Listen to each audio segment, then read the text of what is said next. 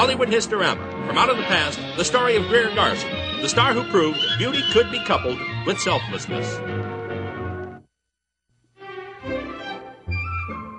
From the very beginning, this Irish-born, green-eyed redhead displayed a pleasing, happy, and life-loving bearing that was to capture the hearts of millions who followed her career, which had its beginning on the London stage.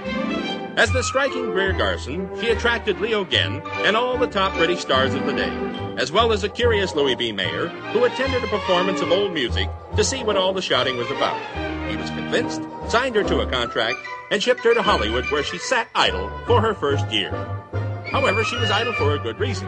Mayer felt the scripts submitted for her were not good enough, until one James Hilton arrived on the scene with the screenplay for Goodbye, Mr. Chips. She was immediately shipped to England for the role, opposite Robert Donat, that overnight was to make her an international star. Returning to Hollywood, Remember and Pride and Prejudice preceded the memorable Blossoms in the Dust, which introduced her to Walter Pidgeon, her co-star of many pictures to follow, and affixed in the public's mind Greer's successful image of a beautiful woman dedicated not to sexuality, but to good works.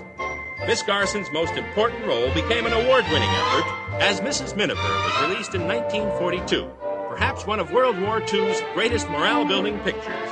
It became the one everyone was to remember her by, and the one picture she was to hold closest to her heart, as it placed this near newcomer on a pedestal with an Oscar and thousands of superlatives written about the year's greatest actress. The James Hilton novel Random Harvest was the next fair granted screenplay approval for Miss Garson.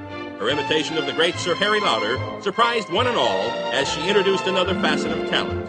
Chosen by exhibitors as Hollywood's most popular screen actress, Greer consented to making guest performances in other films, such as The Youngest Profession, but soon after set to work in earnest in what some considered to be an equal effort to her Mrs. Miniver.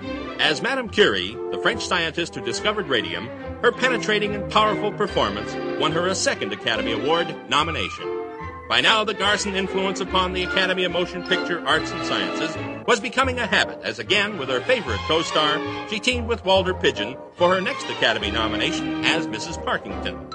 This warm and understanding actress adeptly portrayed the 7 ages of man with an ease that made a very difficult task seem almost effortless, and fans rewarded her again by voting her the screen's most popular actress, who obligingly stole the affection of Clark Gable in Adventurer, his first upon discharge from active service. With the slogan, Gable's back and Garson's got him, she became the envy of women everywhere.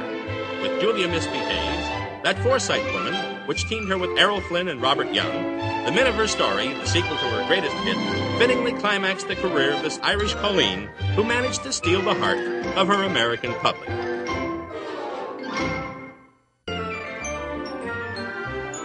Her return as Mrs. Roosevelt in Sunrise at Campobello with co-star Ralph Bellamy has gladdened the hearts of fans the world over, who in this day and age of filmed violence can again look forward to the dedication of the portrayal of the goodness in man through the efforts of the endearing Greer Garson.